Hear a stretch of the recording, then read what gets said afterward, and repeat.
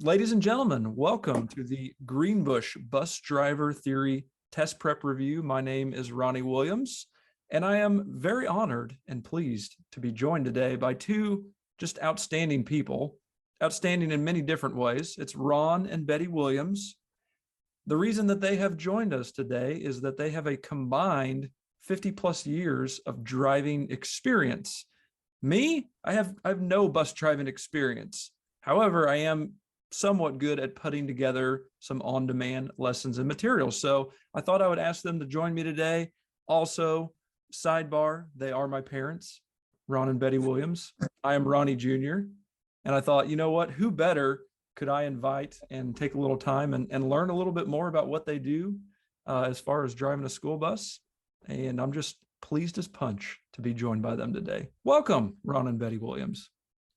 Thank you for having us. Thanks for having us. We'd love to be here. Definitely my pleasure. So, Ron, that's weird to call you that. Ron, you were a car hauler for many years, drove a big rig. Is that correct?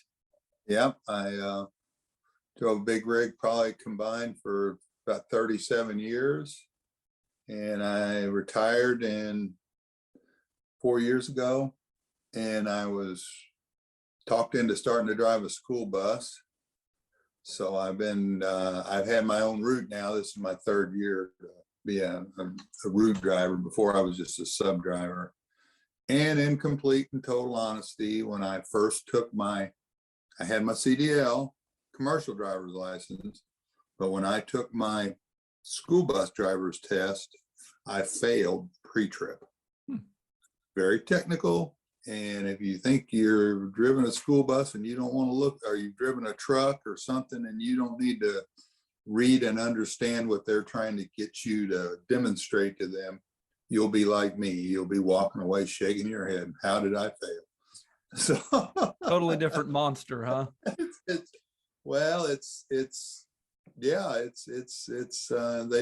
want you to demonstrate certain knowledges in a certain manner. And if you don't, it doesn't matter how many times you've seen flat tires, it's going to end well. It's not going to end well. You're going to fail, and they'll apologize for that. But anyway, go ahead, Betty. Fantastic. Betty Williams, let's talk about your experience as a bus driver. How long have you been doing that job? This is my 19th year. How is that even possible? That time flies when you're having fun, right? Yeah, it's a pretty good gig. I enjoy the kids. Did you pass your bus driver test the first time? No. All right, well, we are going to get into the test prep. The way that this is going to work is that we've got a handy dandy little PowerPoint. We're going to have it broken down by the different sections. We're going to cover that information with you, and we're going to ask Ron and Betty to lend their expertise on those various sections. So let's get into it now. Folks, first and foremost, we want to cover CDL disqualifications, ways that you could lose your CDL. Number one, alcohol, leaving the scene of an accident, felony conviction. Number two, serious traffic violations. Number three, violations of out of service orders. Number four, railroad highway crossing violations. And finally, number five, traffic violations in your personal vehicle. Ron and Betty, anything that you want to fill in there? Any personal experiences or takes that you have? Just that when you get a CDL driver's license, the alcohol restrictions are much more stricter on a CDL license than they are on a regular driver's license. People need to understand that if you have a CDL license and you were to get pulled over, your blood alcohol may not be to the level if you had a regular license that you would be considered under the influence. But by it being a CDL, you would be under the influence and lose your license. Yeah. So it's it's a much stricter thing, and that's pretty much all the way down this column here with the CDL. It's just they just expect you to be a much better driver and conduct yourself on the roads a lot better. And that's, even in your personal car, you're never really driving your personal car if you got a CDL. If you get pulled over, you're held to a higher standard, which you should be. I agree. Yeah, that's a great point. I didn't even realize that about the stricter restrictions on the blood alcohol level. So appreciate you Yeah, lending the expertise. That's good. well, I haven't studied it up for a while. I believe there's some of the speeds, like over the speed limit and things, that a CDL license would lose more points, and it'd be much more serious than it would be if you had a regular driver's license on a lot of this category. It's different standard. Yeah, I like the way that you worded that. It's just a little holding people to a little higher standard that holds those CDL license. And, like you said, with good reason, since you're kind of in charge of some pretty precious cargo in most of those situations. Let's go on to step number 2. Slide 2 reads 7-step vehicle inspection. So there are 7 steps that you need to be aware of and do every single time before you go out and operate your bus. Number 1 is to conduct a vehicle overview. Number 2 is to check the engine compartment. Number 3 is to start the engine and inspect the inside of the cab. Number 4 is to turn off the engine and inspect the lights. Number 5 is to do a walk-around inspection. Number 6 is to check signal lights. Number 7 is to start the engine and check for leaks. Anything that you guys might put in there as some additional thoughts or information that folks might want to be aware of? Well, I'm probably going to answer more than these than Betty, because I took my test just a few years ago for the bus driver. So she's took hers 20 years ago.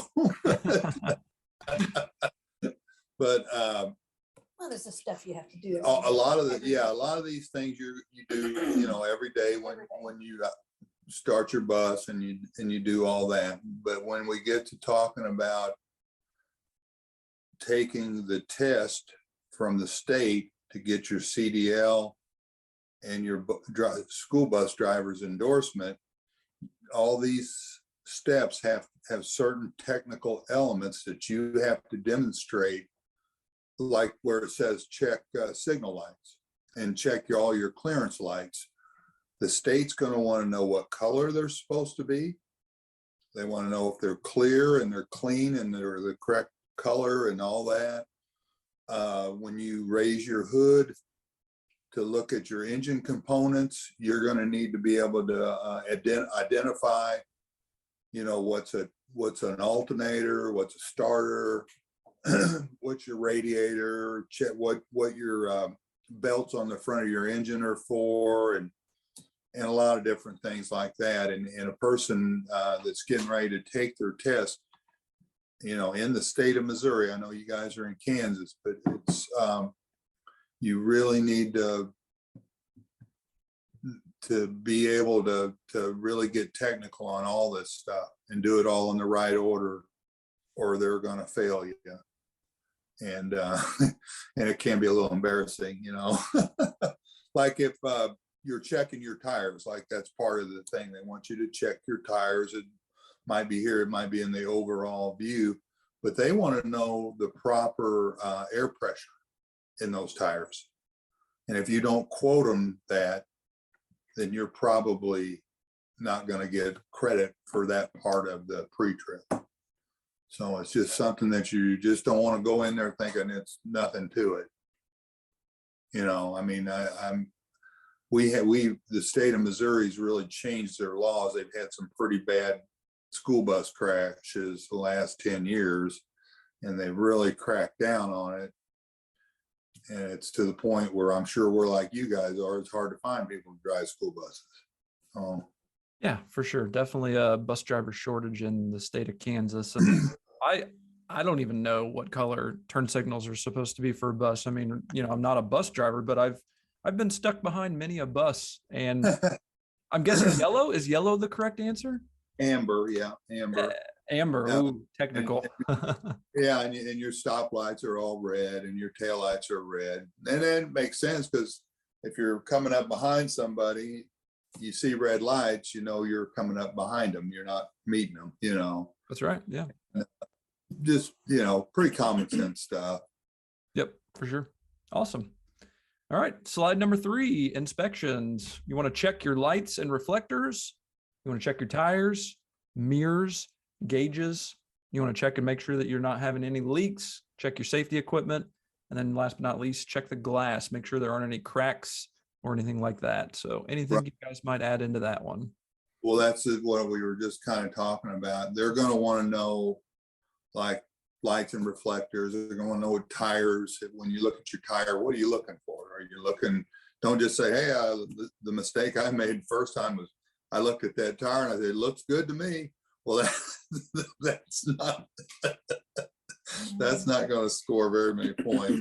And then your safety equipment, your reflectors, your fire extinguishers, you want to make sure all that stuff you need to know what you're looking for. Reflective triangle. Right. They're going to want to know like your crossover mirrors and your spot, what all your different mirrors are, what their names are. And that they're adjusted. And that they're adjusted right and all that. It's, which is really common sense. And I'm thinking that some of it may be your person who's giving you the test. I'm sure if they feel like you know what you're talking about, they're going to give you the benefit of the doubt if you don't exactly say it. But you need to hit every one of those points all the way around that bus, and let them know what you're looking at. So when you said tire looks good to me and that wasn't a good response, what exactly were they looking for instead? They want you to say that the tire it's got plenty of tread. It's got no flat spots. It looks like it's in good shape. No cord showing. And no cord showing. And they want to know, and it's properly inflated as such and such pounds per square inch of air. Okay. So they want you to kind of go through the checklist of all the different things that could potentially go wrong with the tire and to speak with knowledge about that. Right. And the lights are the same thing. Gauges, and want you to make sure that they're you need to tell them that they're working, they're clear and they're clean. When you look underneath your bus, or if you're looking in the engine compartment, you need to let them know that you're not seeing any leaks, any water, any oil. Phrase on the belt. Yeah. And then, your fire extinguisher, you need to, when you see it, you need to tell them that it's been inspected, it's properly mounted, it's recharged, and it's within date and all that, so those are the things they're looking for. It's important. It is, and your mom last year, you had 2 years ago. 2 years ago, she had an alternator catch on fire on the bus going down the road, and she put the fire out with her fire extinguisher, and no kid on the bus. That's but good. It was on your way to school. Yeah. I mean, and it happens. So she had drove 17 the years. school bus for 17 years and never had ever pulled that fire extinguisher out of its rack. But the one day she needed it, it probably saved the bus from burning up, and I mean, it wasn't catastrophic for the school, Could have cost a lot of money. Wow. That's crazy. Yeah. Forgot Yeah, that happened. Yeah. Good job, mama. Super mama. Super petty. All right. Number 4, we're going to talk about backing. You want to start in the proper position, back toward the driver's side whenever possible. Use a helper whenever possible. Back slowly.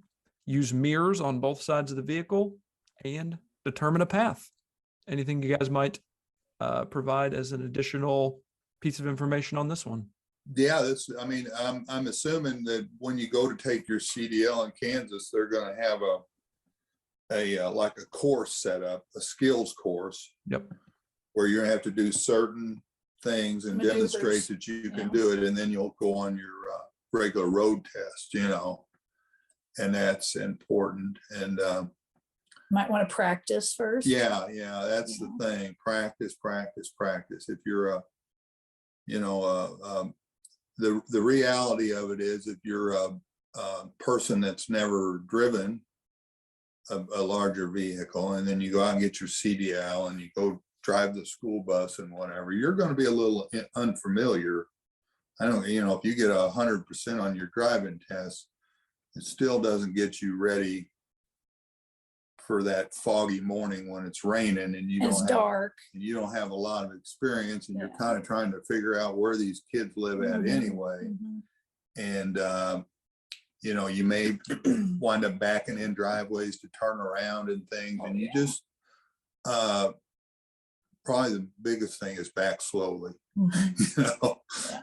And And because keep looking both sides. yeah, because if the bad thing about a school bus, when you're backing up or any maneuver, it's hard to get out and look if you've got kids on the bus. Oh, you're not supposed to. You're not supposed to. No. So you're pretty much, you sure don't want to back into anything, but you can't stop and get out and walk around the back and leave 30, 40 kids on that bus unattended. That's not a good idea either. So it's practice, and all that stuff is great ideas, and that's all I can say about that. Perfect. Awesome. All right. Slide number 5. We're going to cover shifting on this one. We've got 2 different kinds of transmissions. First of which is manual, where you're going to want to think about the use of the clutch and times when you're going to be concentrating on upshifting versus downshifting. When we're upshifting, we're thinking about RPMs and or speed. When we're downshifting, that's for braking. You want to be considering your RPMs and your miles per hour. For an automatic transmission, you want to be concerned with RPMs and or speed again. And then you also bring into the world retarders, which would be your carburetor / your governor. Anything that you experts would add on to this slide? I'd just say, just make sure you understand all the terminology of everything, because I don't really remember that being on the test that much. Well, most buses are Automatic. Right. So, But shift. you need to know how to work, and they're all different. I'm assuming that ours have shifters on the dash, but I'm sure there's some that have them on the column yet, or on the floor or whatever. It's just being familiar with your equipment, I'd say. I know it's been a while since you guys have taken your test, but do they require you to take the test with both manual and automatic versions? No. No, not here. You just show up and you have to bring your own vehicle. Yeah. Oh, okay, that's right. To take the test. So you'll bring a bus, and hopefully you can, if you're getting ready to take your CDL and all that, you can use the bus to practice with that you're going to use to take your test in, because it'll make it easier on you. It'll make it, you'll be more familiar with it and have your mirrors. And that's part of it, just getting familiar with the surroundings in the bus. Right. Where all the switches are and what they do, and A lot of on-the-job training, I would imagine, as with most occupations. Yep. Right. Absolutely. Slide number 6 now, we're talking about seeing, and this is all about planning your route for success. So we're going to talk about scanning, planning ahead, seeing ahead up to 12 to 15 seconds ahead of you on the road, making sure your mirrors are in proper pre-trip adjustment, traffic and lane changes, merging, turns, and finally vehicle gauges. Anything that you guys would like to add on to this one? No, it's pretty much self-restraint. All that's part of that, the scanning and planning ahead and seeing 12 to 15 seconds ahead. That's all just being a good driver, a good safe driver. You're gonna do that automatically, and changing lanes. That's just, check your mirrors good. One thing when I first was a sub driver, I drove a different bus a lot. And the last thing a seasoned bus driver wants is you to go in there and start moving all their mirrors and stuff around. And the buses we have, they're kind of hard to adjust the mirrors. So it's that can be an issue. It'd be nice to go to the facility where the buses are and have a mechanic or the bus supervisor there to help you get your mirrors adjusted and everything before you go. But we've only got 6 bus drivers. And most of the buses people take home, so it's a situation. Now rural Kansas may be exactly the same way.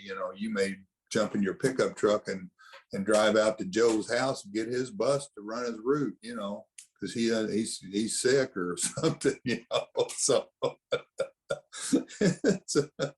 It is probably very similar, but I never even considered that, like adjusting all of the different mirrors in a bus, because, you know, in a modern car, it's all done electronically in power, and it's certainly not that way in a bus. And I'd imagine there's probably some mirrors that you have to get up out of your seat, go adjust them, then come back and see if they're in their proper position. Is that right?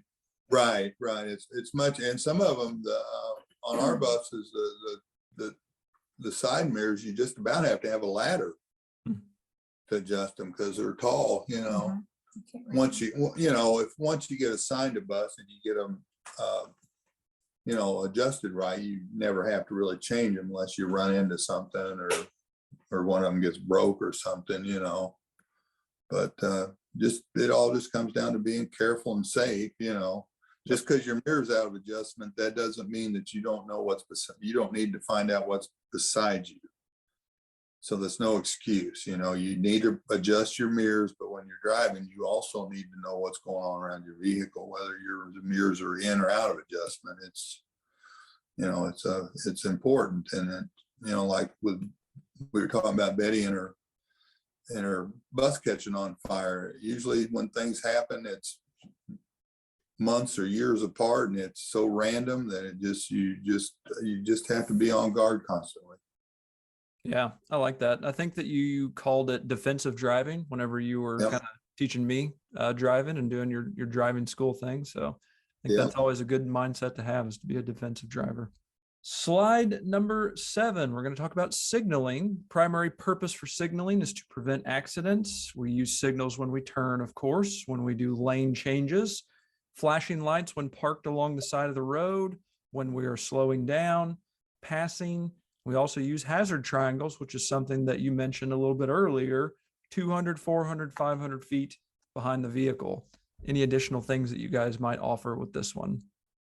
Just make sure you know, when you're taking your test on your triangles, you know what situations the 4 and the 5 and the 200 feet are behind or in front. You know, they're going to want to know exactly the proper spacings for them, you know, and just good common sense.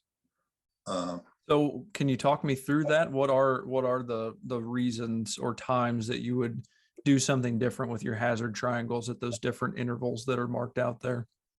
Well, if you're, you know, if you're just through a stoplight or something, you know, you may want to adjust it to where if somebody's making a left turn, that they'll see it sooner. If you're like on a curve or down in a hill or over the side of a hill, you may want to farther back. Yeah, if you're just over the top of a hill, you may want to put that thing 600-700 feet back to let somebody know that when they top that hill, you're right there, you know, and just different things like that. But the state or the inspector, whoever's giving your test, they're going to want to know, you know, where you should have them and all the different situations you're in, you know.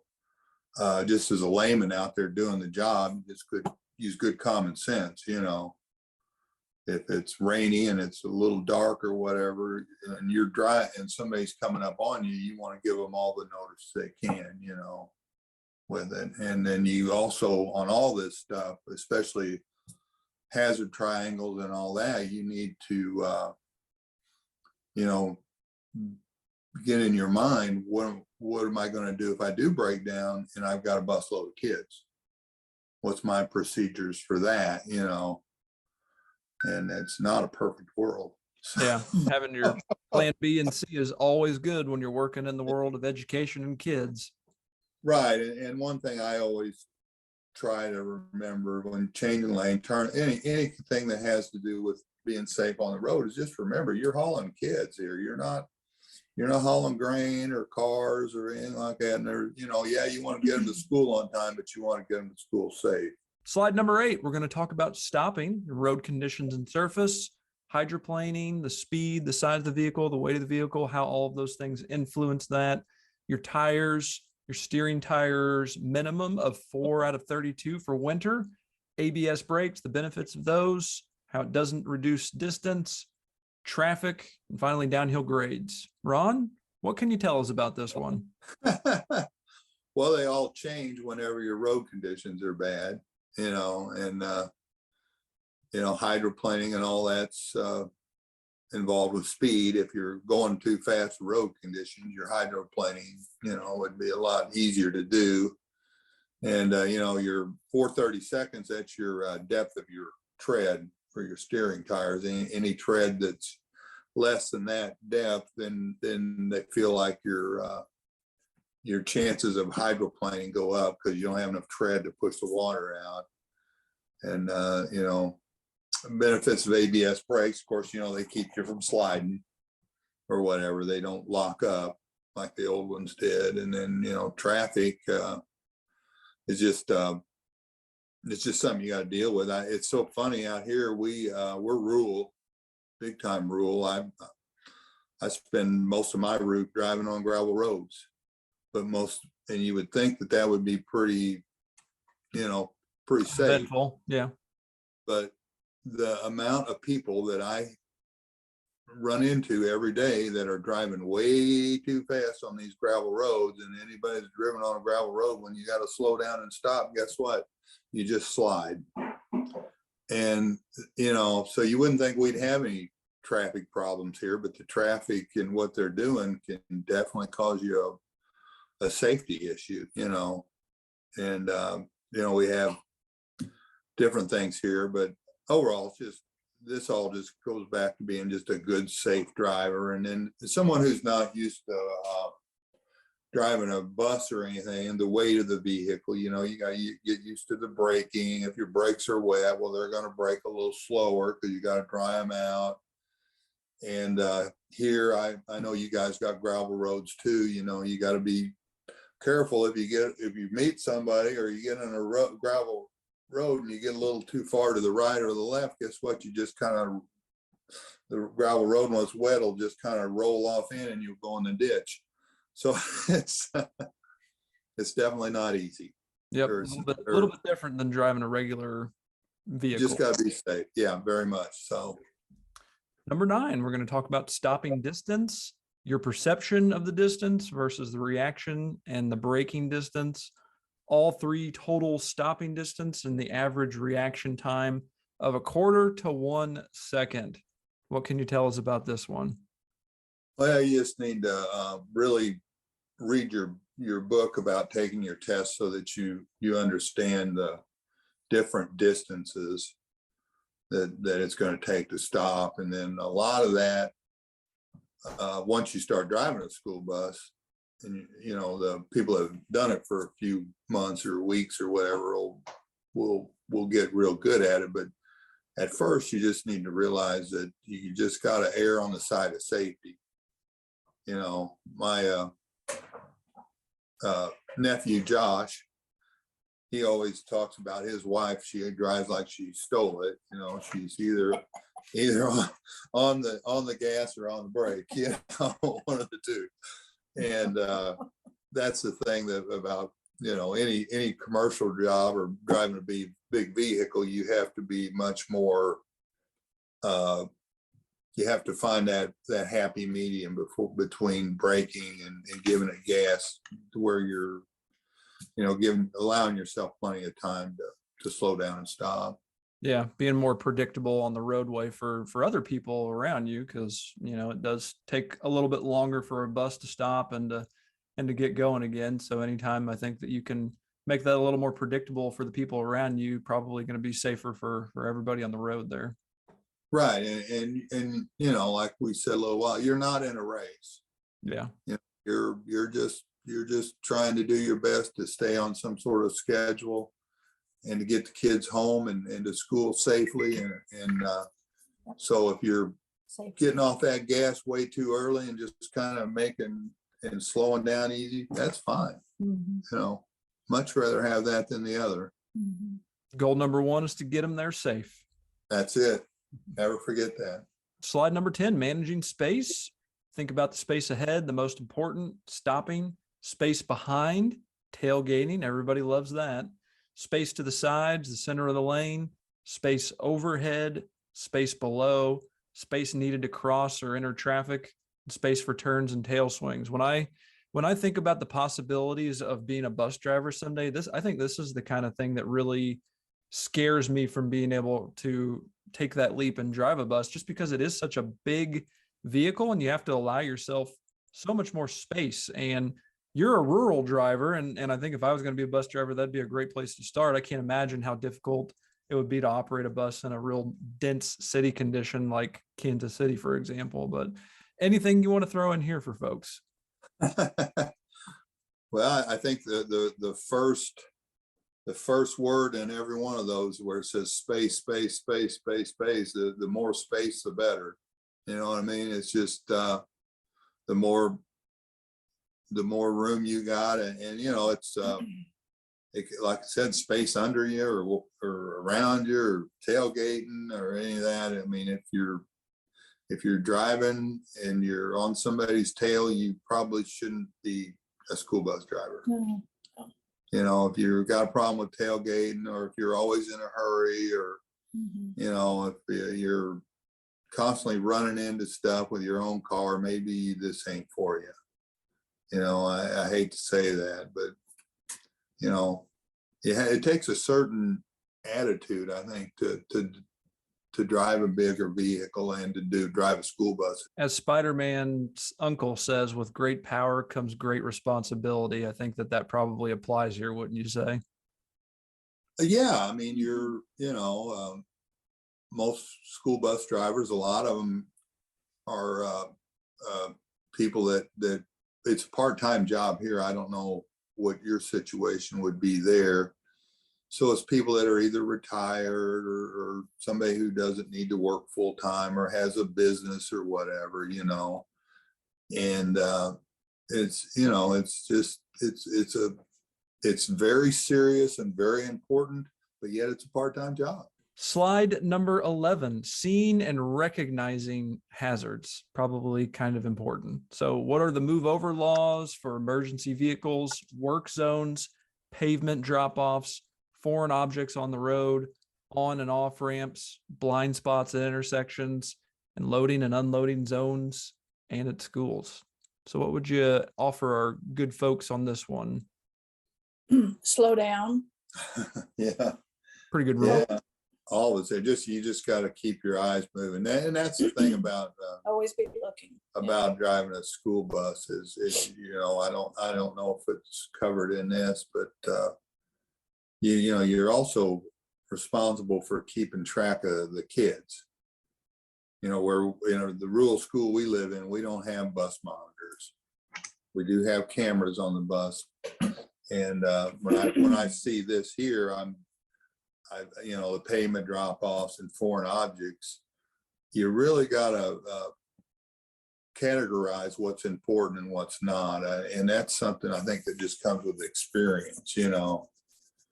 And you have to, like, you know, foreign objects in the road. Well, if you got your constantly looking back at your back, looking at your student mirror, because you got a kid that's not sitting in a seat, and you're at this particular time, you're driving down the road and you are just watching that kid constantly. Can't do it. You can't do that. No. Because you got to realize what's most important. It's a safety issue. Right. And if you need to correct him, maybe you do it when you're stopped. Yes. At a later time. Yes. You know, and moving over for emergency vehicles, every state has different laws, and whether it's a law or not, it's just a very good idea to do it. You know, and blind spots and intersections and all that. I mean, you know, you got to know where they're at before you can realize, you know, that you need to. It's like you're talking about space, and on the last slide, blind spots and intersection is just being aware of and control of all the space around your vehicle. And then loading and unloading in school zones, everyone's different. Don't move until you're sure. Right. And everybody's out of the way. Yeah. Just like you said, Betty, go slow in all those situations, because Yes. yeah, an accident in those particular times could be definitely catastrophic. Well, and I mean, you could take the blind spots. Is it, I'm assuming they're talking about traffic blind spots, but when you go down to the one right below it, and you talk about loading and unloading in school zones. Well, you got to realize that those kids are sometimes cut between the buses. We try not to keep them from doing that, or they're they'll not allowed to. or you'll get one. I had one a couple of weeks ago.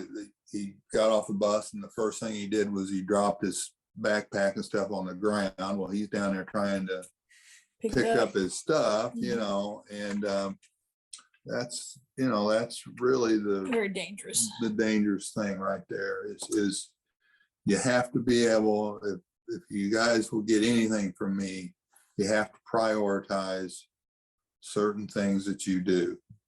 When you're stopped and you're unloading kids, you have to be prioritize getting those kids off that bus safely. No, nothing else. When you're driving down the road, it's nice to keep the kids in the seat and keep them under control, but you have to prioritize the importance of driving that bus safe and in a professional manner. Well, and when you do let the kids off the bus, you need to be sure that they're moving away from the bus when you're pulling away from them. Right. Going in kind of two different directions. Yeah. Yeah. Yeah. And it's When I drop kids off, I like to go as far as I can so the kids are walking away from me and behind me, and I'm going to leave and go in a different direction than what they're going to be walking. Slide 12 is about railroad and highway crossings, passive and active crossings, warning signs and devices or gates, driving procedures, full stops, emergency flashers, a pull-out lane, crossing tracks, do not stop, special situations, crossing on grades, stop 15 to 50 feet before a railroad crossing, stop, look, and listen for other trains. Anything you guys might offer on this one? This will be heavy. You'll have several questions on the test, and when you take your driving test, I'm sure the person giving them their driving test, they're going to find a set of railroad tracks somewhere and make sure that your route is over that. So this is something you really need to concentrate on, because it will be on the test, on the written and on the driving test that you'll have to take. It will be involved in all this. Slide number 13, steering to avoid a crash. Stopping is not always the safest decision. Keep both hands on the steering wheel. Turn quickly, but safely. Do not oversteer. Do not hit the brakes when turning. Where to steer determines safest path. Skids, steer toward where you want to go. Safely return to the road. Yikes. I get anxiety just reading about that stuff and thinking about those situations. Hopefully have you guys been in any situations like that where your bus has kind of gotten away from you a little bit? No. Not a lot. When I was a commercial truck driver, yeah, all the time, because you were driving on bad roads and all kinds of stuff. It's, it's like your mom said, take it easy and go slow and keep space around you. That's why you got to be aware of all the space around your vehicle, so you don't get yourself in a situation where you got to make a real quick move. Yeah, your space, and then the people driving around you, keep an eye on them too. And that's another thing I would emphasize. I'm sure the school systems will do it. They're helping you get your bus driver training.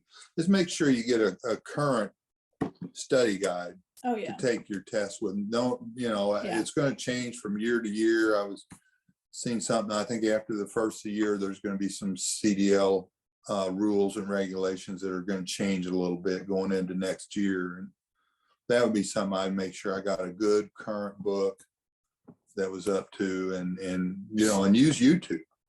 There's tons of resources on YouTube about pre-trips and different things on how to drive and park the bus and all that. It's a good resource. I was looking on YouTube as well to kind of prepare for this, but I think that what we are going to create together is going to be way better than anything people could find. Okay. Just saying. Yeah. We're nailing it. Yeah. Slide number 14, alcohol, other drugs, and driving. Not a fantastic combination there. Blood alcohol concentration, acronym for that is BAC. It affects judgment and decision-making, slows your elimination process. Other drugs, over-the-counter kind of stuff, cold medicines, a synergistic effect, and warning labels. We missed an R there on our waning labels word there, but anything you might offer in there? You guys taking a lot of prescription medications and then getting on the road and driving a bus? No, no.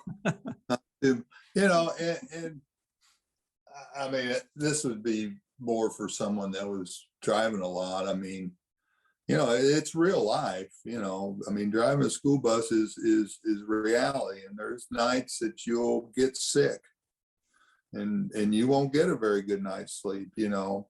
And the shortage of drivers, and with the COVID and all that, our situation, you know, it's hard to get somebody to be a spare driver. Yeah. So, you know, there are times that you're gonna, you know, the alcohol is never excusable, but there's times that you're gonna be a little tired or whatever, you know. But you still have to be alert. You still have to really bear down and be alert. Yeah. You know, it's some days you when you were little, I used to always tell you, you know, some days your best is not very good, but as long as it's your best on that day, that's all you got, you know. I think you told me a lot that on some days my best is not going to be very good. But as long as it's your best you got that day, I mean, that's all you can do. AKA, here's a participation trophy for you, son. Good job. Yeah, and you know, and the over-the-counter cold medications and all that.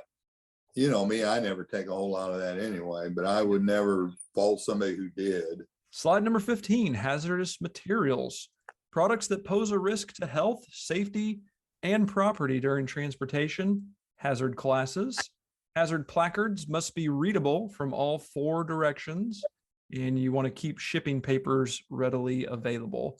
I don't know what a lot of this stuff means on this page, so I'm hoping that you can help fill in some knowledge gaps that I have, bus driver professionals. Yeah, this is more to like say a commercial bus that's hauling like passengers. Believe it or not, they do haul hazardous materials and different stuff like that on some of your I don't know what your USA buses and some of these other commercial buses. They'll have a box or two of something that may be a little hazardous. And I was surprised. I still remember the test. On the test, they asked how much of a hazardous weight you could haul on a bus and still be legal. And if I remember right, it's 500 pounds. Wow. I mean, it's been a few years since I took the test, but that's the one question I missed, because I put down like 50 or something. I didn't think you could haul it, but yeah, but this really, I don't think is too applicable to school buses, unless maybe you're hauling some science stuff. I don't know. But still stuff they're going to be asked questions about on the exam, right? This is part of the test. Oh, yeah. When you take that test, you're going to have, the written test is going to be a bus test. And then there is a separate school bus section also, but there is a passenger bus. And then I don't know about you guys, if you have any air brakes or not. That's a different section CDL, too. and then school bus, and then air brakes. Yeah. 3 different tests.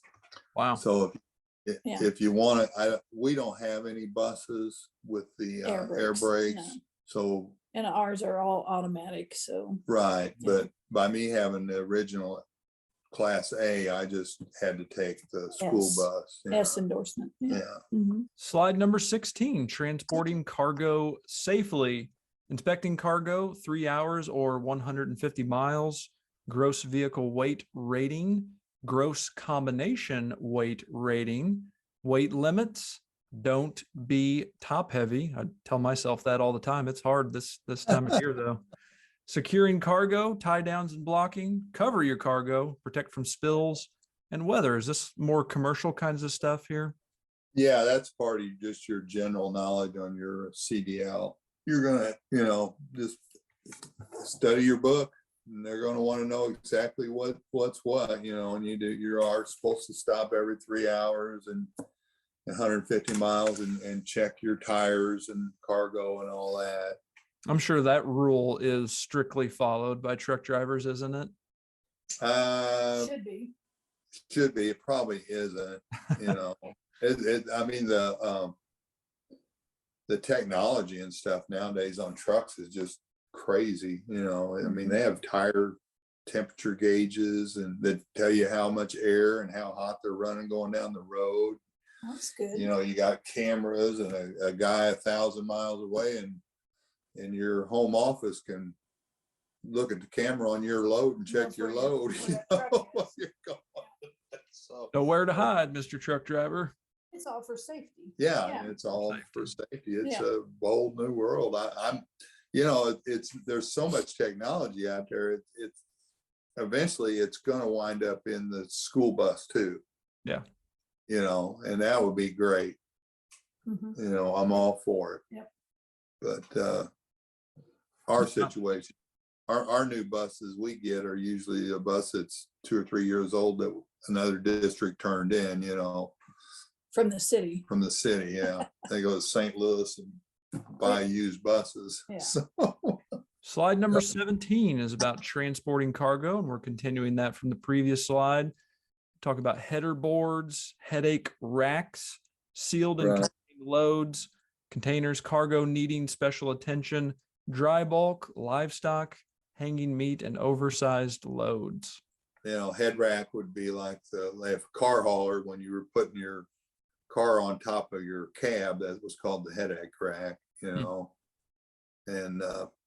the different types of things. There aren't too many people anymore that really haul much hanging meat, but that's all just general knowledge on your CDL test. And all I could say about that is just study it. Yep. Make sure you got your updated guide and study. Yeah. I mean, and whether it's good or bad, I never, I did take all the CDL tests. You didn't have to have the CDL. There was no commercial driver's license. You got a chauffeur's license from the state you drove in. So I did what they call grandfathered in. So I did, we all took the test, but we didn't really, we just took it, and I don't even think they graded them. So I don't know. Everybody gets a pass.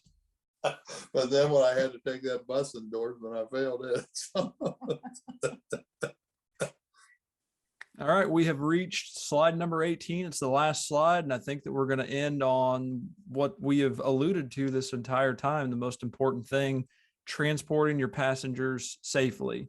So those vehicle inspections you have to do, accessing panels and doors, bus interiors, look for damages, your restrooms, roof hatches, standee line behind the driver's seat, forbidden hazardous materials on buses, disruptive passengers. There's never any of those, I'm sure. And use your seatbelts in all caps. So what do you guys have to share as knowledge bomb wise with us on this one? This is what your bus driver's endorsement is. It's all right here. You got to know, you got to do a great vehicle inspection. You got to let them know that you can do it. You got to know how to work all your safety windows, on a bus. You got the escape hatches out the ceiling, the roof, and then you got the ones out the side windows in the back. That'll all be part of your pre-trip. You gotta, and those have buzzers on them too if they are opened at any time. Yeah, you got to have a good working knowledge that you know how to open and close them. The disruptive passenger thing with, on my bus, I've got kids that are 4 years old, and I've got kids that are 17 and 18 years old, and they all have their own certain things, I look back there not too long ago, and I got a preschooler that's crawling around on the floor, crossing back and forth to the seats. So So when you come to a stop, that's when you address it. That's when you need Yeah. to get her in her Stop your seat. bus, not when you're driving. Yeah. Yeah. Yep. See if you can get her mom to talk to her, maybe get her Yeah. to sit in her seat a little better. And then you get other, foul language and, just all the stuff that, You can't let them distract you from your Yeah. driving. yeah. Got to keep your eyes on the road. And I don't let it scare you away. Cause I mean, our principals and bus people are very professional. You have a disciplinary problem or disruptive kid on your bus, when you get to school, they will handle it. And Usually the next morning. and Yeah. let them do the heavy lifting on that kind of stuff, and that makes it a lot easier to drive the bus. Just do it safely, and I just love the little guys, the kids. I mean, they make you, they make you feel younger. They always got something going. Who knows what they're going to come up with next? And it's interesting, and they, Yeah, it's a good job. it's different. I'll say that. I never saw myself doing this. I know that. Got you in the fold, Mr. Yeah. Williams, in the fold. All right, that's going to wrap up our training with Ron and Betty Williams. Appreciate you guys taking the time to talk with me about all of your knowledge and expertise in the world of bus driving. Well, thanks for thanks. having us, Ronnie. We hope this It's helps you and next anybody Friday. else wanting to become a bus driver. And it's Yeah. a great occupation. And safe driving, everybody.